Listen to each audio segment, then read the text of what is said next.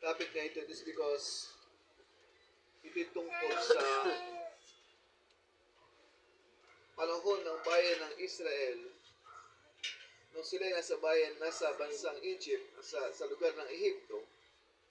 Sabi ng ating Panginoon kay Moses sa bayan ng Israel, "And they shall take off the blood and strike it on the two sides posts and on the upper door posts of the houses where they shall eat it.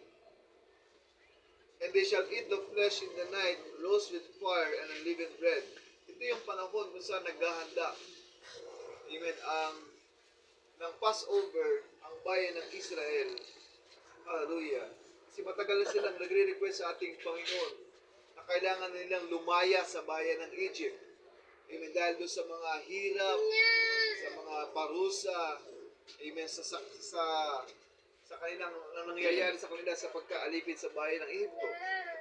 At ang sabi ng ating Panginoon, hallelujah, ito yung sinabi ng ating Panginoon sa bayan ng Israel sa pamamagitan ni Moses. Sabi niya, amen, "And they shall eat it," pinaghanda sila ng isang Passover, amen, at lahat ng nandoon na kanilang ihahain ay kailangan yung dugo na kanilang kakatayin ay ipapahid nila sa bawat hamba at pinto, sa bawat hamba ng pintuan. Amen. Ibig sabihin, yung dugo ay kailangan ipahid sa pintuan kasi malaki ang purpose ito sa paglabas ng bayan ng Israel. Dahil ang sabi ng ating Panginoon, that night, sabi niya, "I will pass through the land of Egypt," sabi niya, "thou shalt eat it with your loins girded, and your shoes on your feet, and your staff on your hand, and you shall eat it in the haste. It is the Lord's Passover. For I will pass through the land of Egypt this night, and I will smite the firstborn in the land of Egypt, both men and beasts, and against all the gods of Egypt, and I execute judgments. I am the Lord." Sabi niya, "And the blood shall be to you a token." Ibig sabihin, ang magiging tanda, hallelujah, na para lagpasan ng inyong bahay ay ang dugo ng blood, ang dugo ng kordero. Amen. Amen. Sabi niya, "The blood shall be to you for a token upon the house where ye are." Kung saan nandoon, hallelujah, nakapahid naka-display yung sa pintuan at saka sa mga hamba ng bintana, yung dugo ng lamb na kanilang kinatay, ang sabi ng angel ay lalampasan sila ng angel of death. Amen. Hallelujah. So, ibig sabihin, hindi ito isang simpleng commandment, kundi ito napakahalagang warning na kailangan naka-display ang dugo ng kordero sa bawat poste ng pintuan ng bahay. Amen. In other words, hallelujah, anong reflection ito sa ating mga Kristyano? Kailangan ang dugo ng ating Panginoon sa pinto pa lang ng bahay natin, naka-display na yan. Amen. Sa hamba ng bintana kung saan tayo nakadungaw, dapat nakikita ang dugo ng kordero. What is that? Yung buhay. Kasi sabi ng propeta ng ating Panginoon, there is life in the blood.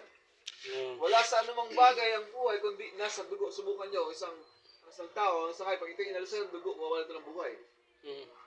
Sabi niya, "For I will pass through the land that night, I will smite the firstborn in the land of Egypt, from both men and beasts, and against all the gods of Egypt I will execute." At ang sabi niya, bago niya sabihin itong bagay na ito, sabi niya, "Ye shall eat it with your loins girded." Pag kinakain niyo ito, kailangan may baluti na, may bigkis na. Mayroon kayong pabigkis. "And then your shoes on your feet, and your staff on your hand." What is that? Di ba ito, mga bagay na ito'y tanda ng kanilang, ang isang kasing tao, pagkaalis siya, nagibibit siya ng nagigird niya sa kanyang katawan. Nagsusuot siya ng sapatos, at nagdadala lang ng staff, ng tungkod. Ibig sabihin, that is the sign na sila ay lalabas na sa bayan ng Egypt. Ibig sabihin, hallelujah, bago sila lumabas ng Egypt, kailangan prepare. Hindi tayo pwedeng lumabas sa Ehipto nang hindi tayo nakahanda. Amen? Kaya dapat lagi prepare tayo. At sabi niya, bago ito gawin, kailangan may yung loins girded, tapos nakasuot na yung inyong sapatos, at meron kayong mga hawak at tungkol sa inyong mga kamay habang kinakain nyo ang Lord's Passover. Hallelujah. At ang sabi niya, and the blood shall be to you for a token upon the houses. Gano'n ba kahalaga yung dugo? Sabi niya ng propeta ng ating Panginoon. Now, notice the preparation for His coming promised land people. Naiyahanda sila, kaya sila pinagdala ng tungkod kasi iniyahanda sila sa isang paglalakbay. Kaya sila pinagsuot ng sapatos, pinaghahanda sila sa isang malayong lakbayin. Kaya sila pinakain ng marami at ang sabi, huwag kayong magtitira. Ibig sabihin, kailangan nyo mabusog. Dahil meron kayong paghahandaan. Kaya sa mga panahon ito, hallelujah, kailangan tayong mabusog ng ng salita ng ating Panginoon kasi meron tayong paghahandaang paglalakbay. Kasi pagka walang laman ang iyong spiritual na kalagayan, gutom ka sa mga bagay, hallelujah, amen, ang spiritual, hindi ka makakalakad sa iyong pupuntahan. The same thing, sa literal na bagay, ganyan yan. Pag walang laman ang iyong sigmura, napakahirap kumilos. At ganoon din sa paglalakbay natin bilang mga Kristyano, kailangan tayo ay busog ng salita ng ating Panginoon. Sabi, you shall eat it at huwag kayong magtitira. Pag may natira, susunugin niyo sa apoy. Kasi hindi niya mapakinabangan yan. Sabi niya, this is the preparation for His promised land people. At ito mga taong ito na pinaganda, ang tawag ng ating Panginoon ay mga promised land people. Ibig sabihin, ito yung mga tao na pupunta sa lupang pangako ng ating Panginoon. So, He had prepared the land for them dahil ang Diyos ang naghanda ng land. At habang sila naglalakbay papunta sa promised land, nandun ang iba't ibang mga bagay na gustong gumambala, tumadlang sa kanila. Nandun ang mga snakes, mga vipers, scorpions sa desert. Amen. Nandun ang mga chariots of Egypt na mahabol sa kanila. Nandun yung dagat na pula sa harapan nila. Nandun yung mga bundok sa paligid nila. Pero hindi na naantala ang paglalakbay ng bayan ng Egypt. Why? Kasi ang Diyos ang naganda ng lugar papunta sa kanila sa promised land. Muli ng ating Panginoon. He had prepared a land for them, and now He set down their preparation for it. For the promised land people, it was only for those who were predestinated to that promised land. Ang lupang pangako ay para lamang dun sa mga taong nakatalagang makapasok sa lupang pangako. Kaya pala sinasabi ng propeta, not all Israel are Israel. Not all Christians are Christians. Ibig sabihin, may mga so-called Christian, may mga so-called Israel. Sabi niya, ang lupang pangako ay para lamang doon sa mga nakatalaga sa pangako ng ating Panginoon. For predestinated to that promised land. Promised land people was predestinated to the promised land. And how He done it? Sabi niya, paano ito gagawin? Amen. May mga identification na ginawa ng ating Panginoon. Ginabayan sila, pillar of fire by night, pillar of clouds by day. Amen. At ito magiging daan nila and gave them a token that they could rest assured that it was right. So kailangan nandoon nakadisplay ang token. Ano yung token? Yung dugo ng ating Panginoon. At tayo sa pagdating ng pangako ng ating Panginoon, bilang tayo mga Kristyano, nung tubusin tayo ng ating Panginoon sa krus ng Kalbaryo, na ibayubay niya ang kanyang dugo. Para saan? Para sa ating lahat yan. Naipahid ang dugo ng Diyos sa buhay nating lahat. At kaya pagbalik ng ating Panginoon, pagdaan niya rito, sa muling kanyang pagdaan, ang titingnan niya, yung dugo na nasa iyo. Hindi niya titingnan kung gano'ng agandang damit natin, kung gano'ng kalaki ang bahay natin. Ang titingnan niya, kung dugo ba ng ating Panginoon ay nakapahid sa buhay mo. Ibig sabihin, nakadisplay sa buhay mo ang buhay mismo ng ating Panginoon. Muli ng ating Panginoon. Sabi niya, that's right. It was her consolation. Israel's coming out of Egypt, that it was a type. This is antitype of the church coming out of the denomination. Ang paglabas daw ng bayan ng Israel sa bayan ng Egypt ay tipo ng paglabas ng iglesia sa mga denominasyong simbahan. Not all denominate. Sabi niya, some people, there's some independent just as bad as denominational, sometimes worse than. Amen, sabi niya, yung mga taong nasa loob ng denominasyon na nakukover ng sistema ng denominasyon, na kailangan lumabas sa sistema ng denomination, amen, para tawaging isang iglesia ng ating Panginoon. Ang church ay hindi isang literal na simbahan, kundi ito ang katawan mismo ng ating Panginoon. Sabi niya, only safe when its token is displayed. The bloody lamb is our token today. Ang dugoang kordero daw, ang ating token sa panahon na ito, which is written in the book of Hebrews chapter 13. It is called the everlasting covenant. Walang hanggang kasunduan at covenant natin ang dugo. Hanggat nandyan ang dugo ng ating Panginoon, He will pass over you. Amen? Yeah. Sabi niya, if you'd like to read it, mababasa mo yan sa book of Ezekiel. Sabi niya, God's blood-bound promises made us free from sin. Yun naman talaga ang purpose ng dugo ng ating Panginoon. Nagpalayain tayo sa kasalanan. Free from sin and flesh.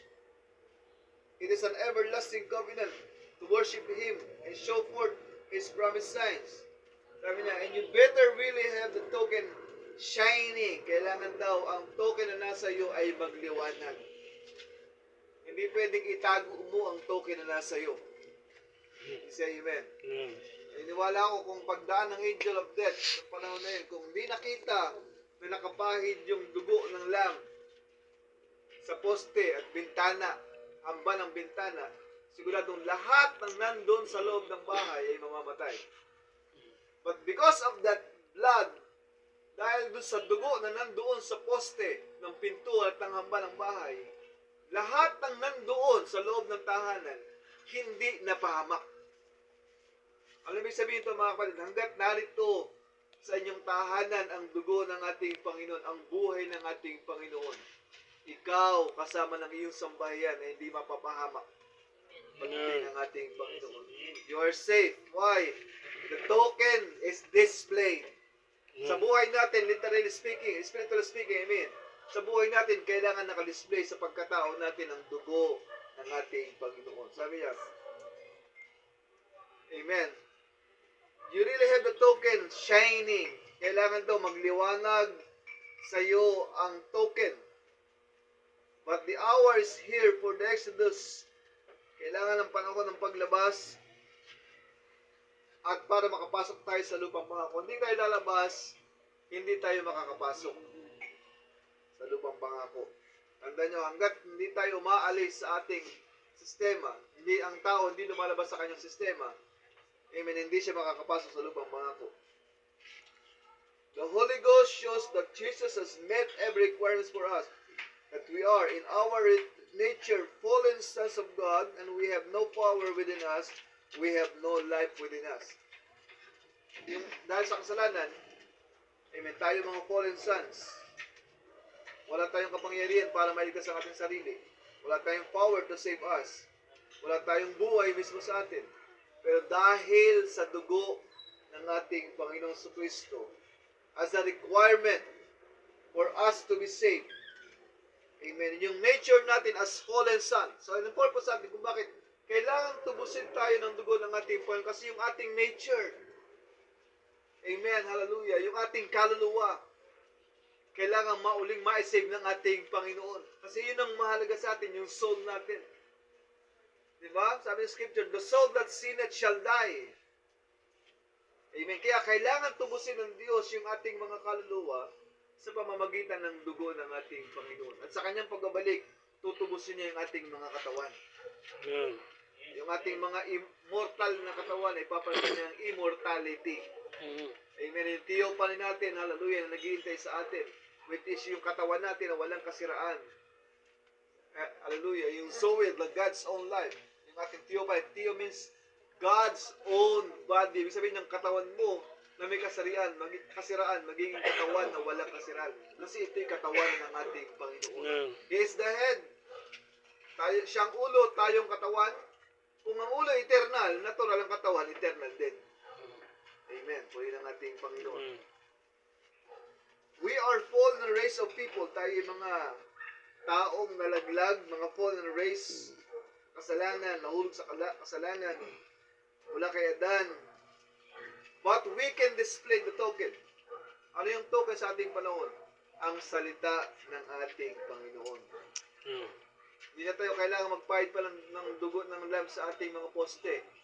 Ngayon sa panahon ng bayan. Spiritual speaking, tayo kasi ang spiritual na Israel. Ang kailangan ibalandar natin sa buhay natin ay ang token which is the Word of God. Kailangan nakikita sa buhay mo ang salita mismo ng ating Panginoon. That's why mayroon mga nagkasabi, tayo doon tinatawag natin mga living Bible, mga buhay na Biblia na lumalakad sa karsada. Kasi yung token ay nakadisplay sa buhay mo.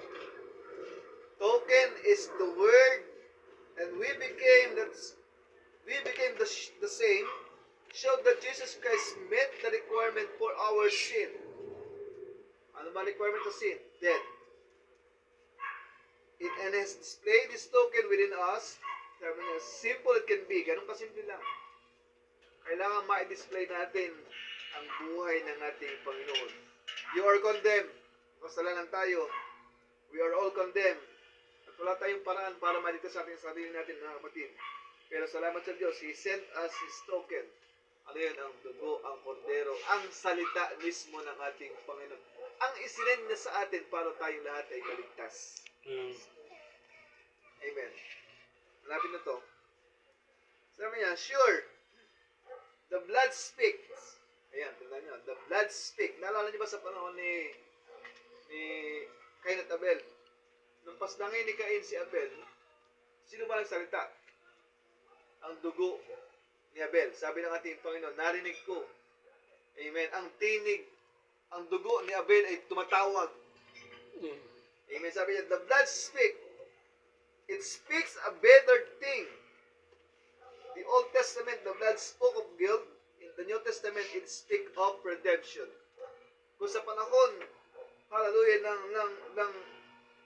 sa Old Testament, ang dugo, hallelujah, ay tumutubo sa kasalanan. Sa panahon natin, ang dugo ay simbolo ng redemption. In the Old Testament, it spoke of death and sorrow. In the New Testament, it speaks about resurrection and the life. Ang dugo ay nangungusap ng pagkabuhay, ng buhay. It speaks of healing. It speaks of joy. It speaks of power. It speaks of life. It speaks of heaven. Yan ang pinangungusap ng dugo ng ating Panginoon sa atin. Sabi niya, we have to identify ourselves with our sacrifice. At hindi lang basta sila nag-sacrifice ng gabi na yon. Kailangan daw, sabi ng propeta ng ating Panginoon, ma-identify ang buhay mo sa iyong sakripisyo. Amen. Kung ano yung sakripisyo mo, dapat na-identify doon ang buhay mo. Di ba ganyan tayo? Parang pag gusto mong makita na maganda ang iyong sakripisyo sa Panginoon, kailangan sa buhay ipakita mo. Sabi niya, we have to identify ourselves with our sacrifice. Kasi kung ano yung offer mo, dapat yun ka din. Amen? Nakakita mo ka ng Kristiyanong masaya. Amen? Na naglilingkod pero ang mukha ay nakasimangot. Walang ganun. Dapat parehas kayo ng sakripisyo. We have to identify ourselves with our sacrifice.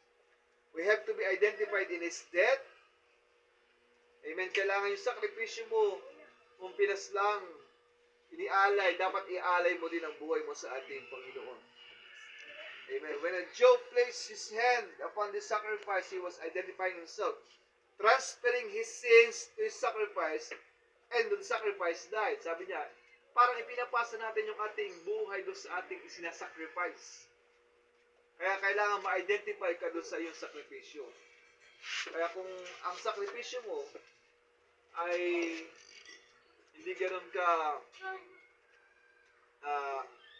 mataas. Ibig sabihin, kung para ka lang nag-church kunyari, nagsimba lang kunyari, na-identify yung sacrifice sa ganung bagay.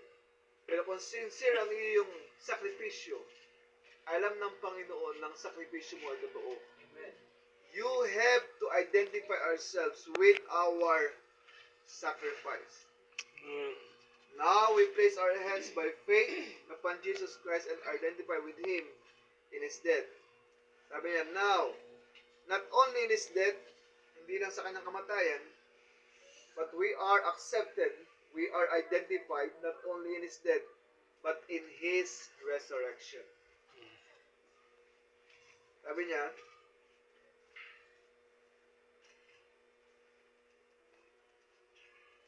that's the reason that you don't see things happening in the churches. Ito nangyayari kadalasan, hindi makita sa iglesia. They confess that they believe in the blood, but they reject the very plan to get the blood. Amen. Sila daw ay naniniwala, nagko-confess at sila naniniwala sa dugo, but they reject the very plan to get to the blood. Pero nire-reject nila ang totoong plano, amen, to get to the blood, the word. Naniniwala sila sa blood nila, naniniwala sila sa kay Kristo, pero di sila naniniwala, amen, sa hallelujah. Hindi nila pinasampalatayan na nire-reject nila ang plano mismo ng ating Panginoon. So that there is only one way God will honor that word. Believe the plan of God. Amen. The only way you can do is to under the mercies of God. Sabi niya, isang paraan lang is to under the mercies of God through His grace is to come through the shed blood of Jesus Christ. Yun ang isa sa pinakamahalaga. Ang magpasailalim tayo mismo sa dugo ng ating Panginoong Kristo. Amen. And then you claim the promise, tanggapin mo ang pangako, ang kagalingan, ang kaligtasan, ang pangako ng ating Panginoon. Hallelujah. Why? Word is obligated to heal you. The Word is obligated to save you. Hanggat nasa ilalim ka ng dugo ng ating Panginoon, obligado ang dugo na ito na iligtas ka sa lahat ng iyong pangangailangan. Galingan. Kung may sakit, hanggat nasa ilalim ka ng dugo ng ating Panginoon, tatanggapin mo ang healing. Pero without the blood, there is no life. Sabi ng atin. There is no life. Pag walang dugo, walang buhay. Amen. Kami nga,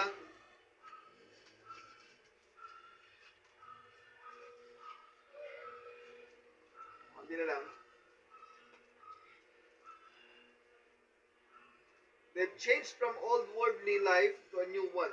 Sabi niya. And now, many these people who has the token, maraming tao ang may token, and they pass from death unto life, and they've changed from old worldly to life to a new one.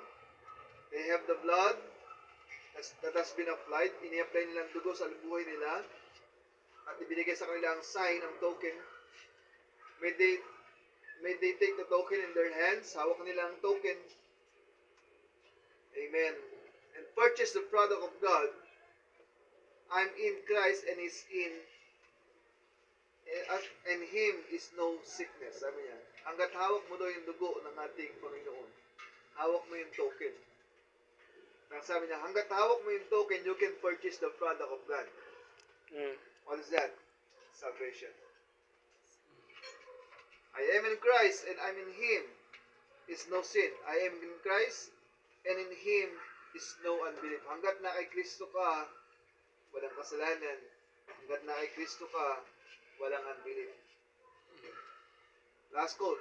If Satan tries to hand you some of the stuff, pag gusto kang gambalain sa Satanas, sabi niya, bigyan ka ng sakit, you know what to do?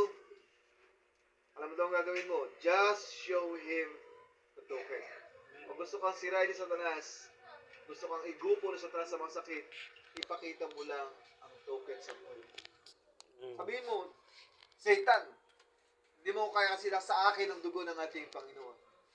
Ang tanging magagawa lang niya, bigyan ka ng sakit sa katawan. Pero yung faith mo, hanggat nandyan yan, hallelujah, ang sabi niya, nandoon ang salvation. If Satan tries to hand you some of this stuff, like sickness, you know what to do. Just show him the word. Show him the blood. Show him the token. Sabi niya, I am purchased my product. Dahil nabili mo na ang product.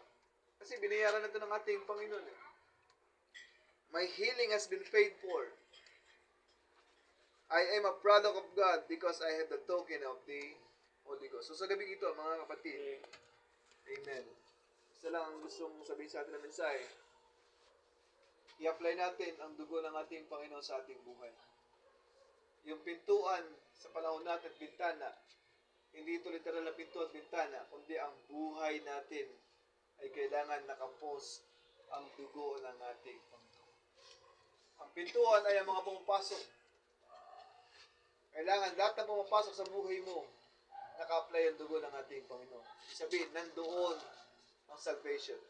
Lahat ng mga bagay na nakikita sa tahanan mo, hallelujah, sa bintana ng bahay mo, dapat naka-apply ang dugo ng ating Panginoon. Sa buhay mo mismo, naka-apply ang lahat ng ito. In sa that. Amen. Sa gamin tayo natin, yuyukot, mananalangin.